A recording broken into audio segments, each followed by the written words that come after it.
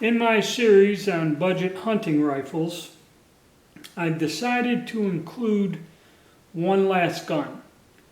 It is a budget hunting rifle from about 1946, and the reason I'm kind of throwing it in with the rest is my channel is basically dedicated to a lot of military surplus style guns, and this kind of covers that and the sporting use.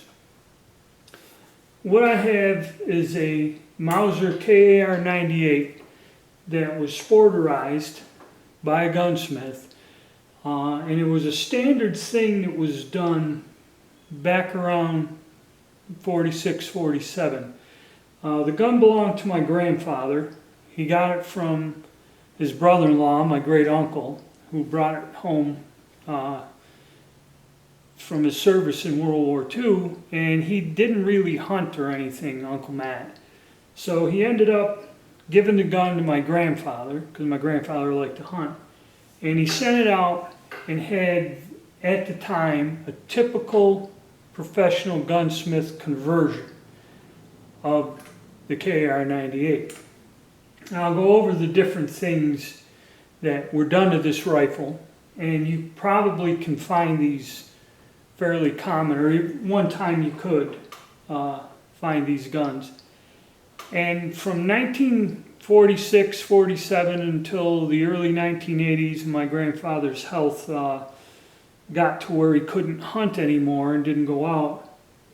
He shot about 14 white-tailed deer with this rifle in the exact configuration that it's in. So, you know, it's something that was used by an individual for many years, and you know, he was a good shot and he was a good woodsman. He brought deer home all the time, you know, long before I was born. And we'll go over this, and we're going to throw this in because the reason we can consider this a budget gun is this gun was left to me as part of an inheritance. So I have zero into it, okay? There was a gun left to me in the family, and it still can probably take game to this day just as well, and it cost me nothing. And just a lot of us guys out there that are in the mill surplus that get some sporterized guns or have a gun that's not in real pristine shape and we're thinking about sporterizing it, we can look at this and compare it to our $300 scope guns. So let's take a look at the rifle. And by the way, I'm going to call this our budget rifle, wild card rifle, or wild card rifle in the budget thing. Alright, so what we have is your standard KAR 98. I think the date on there is AR 43. And we still have some of the original markings on there. Basically what these conversions were is the first thing they did is they took off the military stock. The rear sight, which is soldered on, I believe, about here, they would heat that up, take it off. They would take off the front sight, okay? And then once that was all cleaned up, the gun was also re-blued. And they modified the bolt handle also. And that was standard fare. They put a Williams receiver sight, a Williams receiver peep sight, which if you find a lot of these older sporterized guns, you will find this sight on there. Now this is an intricate little thing that, you know, as you can see, you have to have a screwdriver to adjust it. So I guess once my granddad dialed it in to where he wanted, he left it alone. And also, this is a Williams front sight, which there is a screw on there. You can get them to where you sweat them on or you screw them on. And this one here, you can't really see that screw in there, but you can see it, the screw's about right there. This is the long version, okay? And then it has the ramp, and there is a dovetail. So you can drift that or remove that and change that. And it has like a white, I think it's a white bead on there. Oh, this camera don't want to focus for me. I think the bead was white at one time. So in the old days, it was kind of the standard for this. And then the bolt handle, there's several different ways. That's the original bolt in there. Now the bolt handle, you could either, there was a couple ways of doing it. You could either heat that sucker up and bend it, or I think they cut off the old bolt and then welded on a different style bolt handle. That may have been the way it's done. There was 2 or 3 ways to do it, because if you look at it, you could see where there's some grinding and cutting. So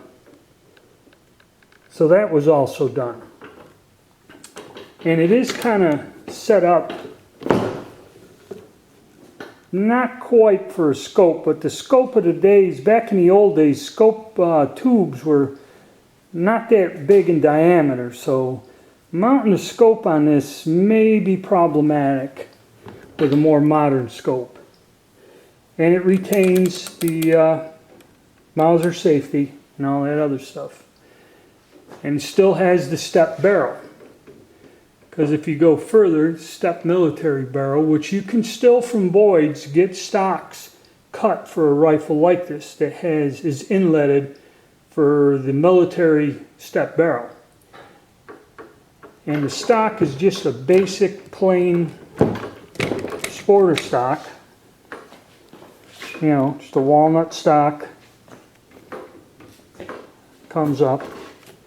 You still have the military trigger guard, magazine, and floor plate. And it's just a short walnut stock that comes up. Basic, simple, plain. Cut out for the bolt handle. And that's it. It does have the metal inserts for the sling. Like I said, it has metal inserts for the quick detach sling, and you'll always find this military style sling on these guns. I forget what this is.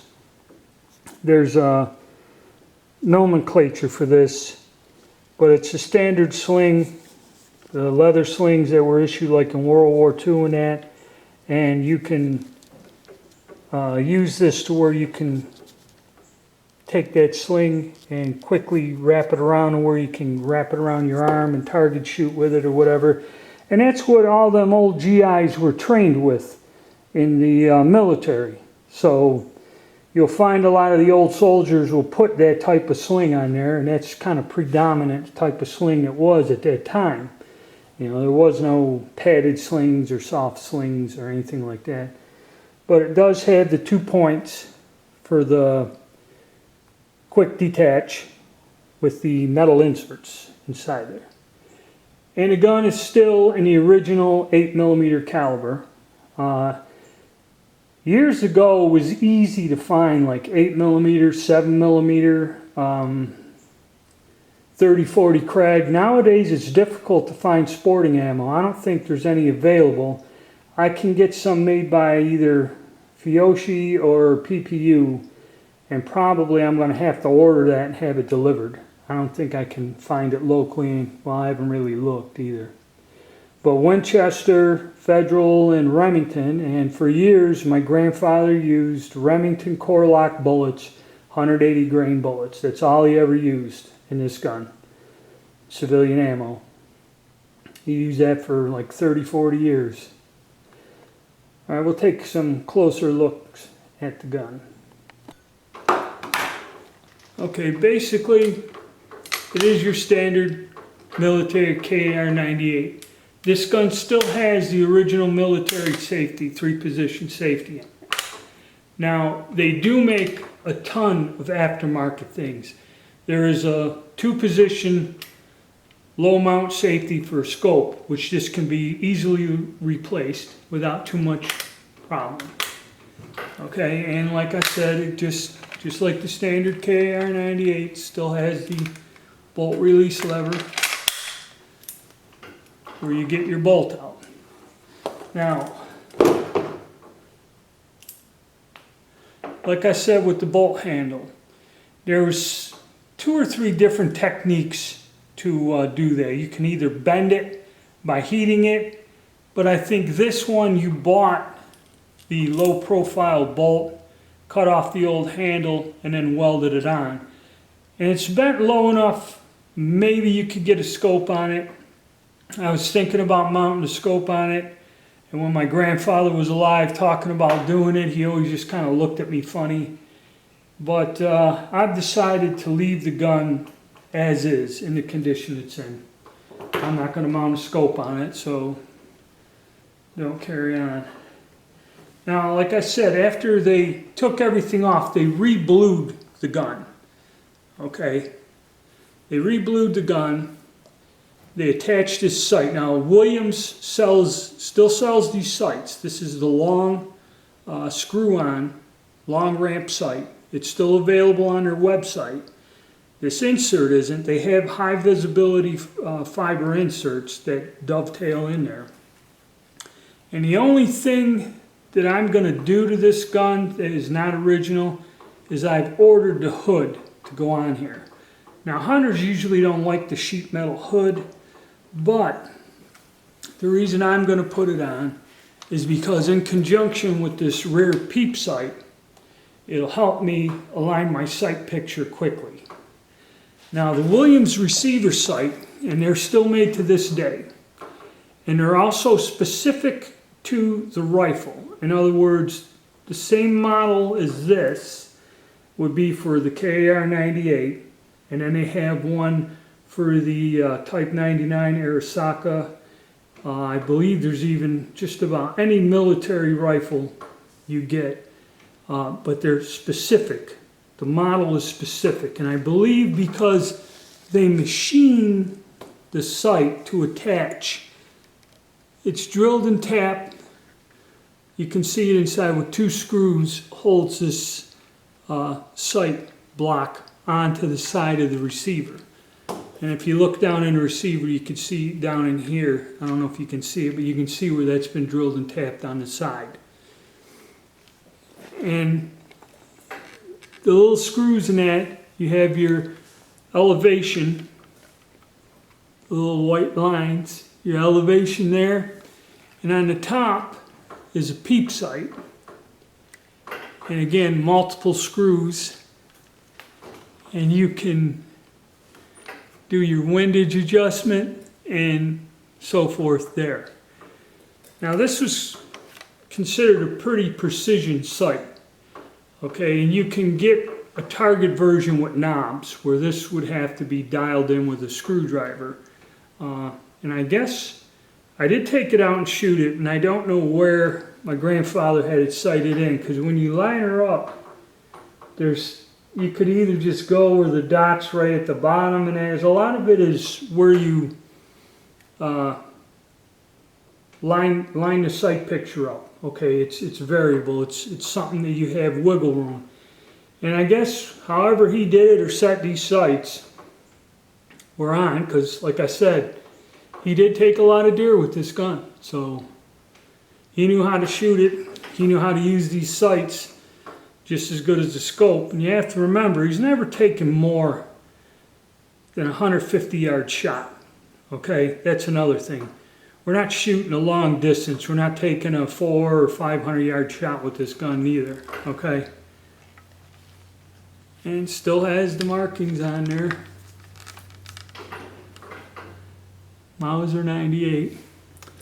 And like I said, we're going to throw this in because it is a discount hunting rifle. It is a rifle that's been used. I kind of didn't like it much. Of course, when I'd hunt with my grandfather, so he's always carrying his rifle, and I had either a 30-30. I actually went hunting with a Remington Model 8 and 30 Remington, and I had several guns over the years that I hunted with. But after he passed away, I ended up with this gun, and it's been sitting in the safe. Actually, when I went out and shot this thing recently, it's the first time I've shot this gun in 25, 30 years. Okay, it's just something that stayed in the family, and I never went hunting and went to use it. So we're going to put this in the lineup and see how this stacks up against our budget hunting rifles. Okay, just this as a control, and like I said, like as a wild card, something off the wall. It's, you know, non-standard, but something that's fairly common, and a lot of people may have a gun like this, you know, just lying around that the family left you. And like I said, I looked into putting a scope on it. I said, you know, put a scope on it and then it'd be on par with the others, but I kind of was looking into it, and the cost, I really don't want to do it. If you want to get a gunsmith to do it, it's like $25 a hole or $40 a hole for 4 holes to mount. So another $100 or something, to me, ain't worth it. Like I said, these sights are still available, and they're not really inexpensive. They're about $50, $60 for these receiver sights. And so we're going to see if we can hold our own with an iron sight sporterized gun against our budget scoped rifles. And again, the 8mm cartridge, fairly good, you know, even though it's a military round and not a US round, it's on par with 30-06 or 308, you know, you can put it in that same class, so same type of game. And as far as the stock, I kind of never really did like it, but now it kind of comes up okay, and for what it is, quick handling, you know, off the shoulder. And I think if I put that ramp on there, it'll help me repeat the sight picture a lot better. And that'll give me a reference, because when I shot this, I was shooting high, then I changed my sight picture, was shooting low, and I didn't have a lot of sporting ammo. And firing old military ammo through it is not a fair comparison, because you're not going to hunt with it. Okay, I want to get some off-the-shelf hunting loads, which probably PPU is going to be the least expensive and the best quality there, because PPU does make full military jacket match rounds and all kinds of stuff for the 8mm. But we're looking just for a standard hunting round. I'm going to see if I can find some of that Remington core lock that my grandfather used for years, and see what that does compared to the other guns. And it's not free floating, not at all. That thing is right in there. So this rifle, you know, they didn't free float them back in those days. They actually contoured the stock pretty close to the step barrel. But it still handles. Actually, the bolt action on this is a hell of a lot smoother than them other ones. You know, I don't know if it's just because over the years of use and being worn in or whatever, but you have it. You have the safety, standard military safety, which kind of sucks, but my granddad liked it because he probably walked through the woods, and when he thought about when a deer would come up, he just kind of, as you're shouldering it, push that over and line her up. But he left it that way for years, and yes, you can change the safety. They even make trigger guards and floor plates for years. They made these fancy things that were engraved with hunting scenes, silver or gold or something. There was a lot of aftermarket products. And this was, at the time, a pretty big deal because, you know, he got the rifle for nothing. I think the conversion, this conversion was like $30, which I don't know in that money how it compares to buying a new sporting gun or what the difference was, but a lot of guys did it because it must have been more economical than going out and buying a brand new, you know, commercial gun. And plus, like I said, you already got the rifle, it's free, you captured it from the Germans or whatever, and so what you got to lose? But that's what we're going to do. We're going to leave it in the configuration. And it does still have, I believe it still has the original military trigger. Maybe not. I'm going to have to check on that.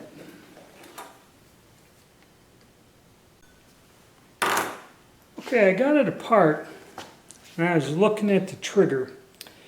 I guess he must have just went and repolished it, reblued it all. It's all been reblued, all the way around. Still has the original markings on it, and there's a close-up of that Williams rear sight, peep sight.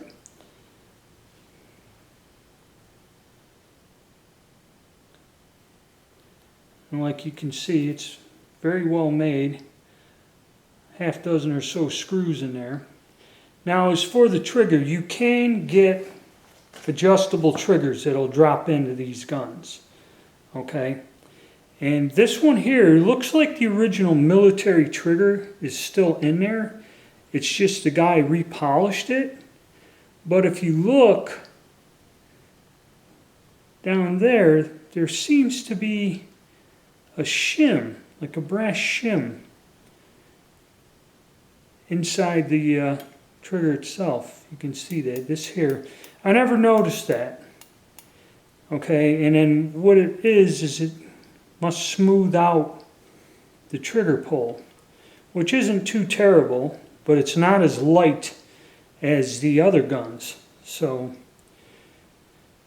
there was a lot of work in this. This whole thing has been polished, reblued, and redone. Even the pins in that all have, you know, up in here. The bore's fairly good on it, you know. I don't know what condition it was in. This was done long before I was born. I have no idea what condition the gun was in before the conversion. But that's a look at it out of the stock. And as for the stock, we'll take a look at that right here. Like I said, this was like a little bit of an industry or service. 516.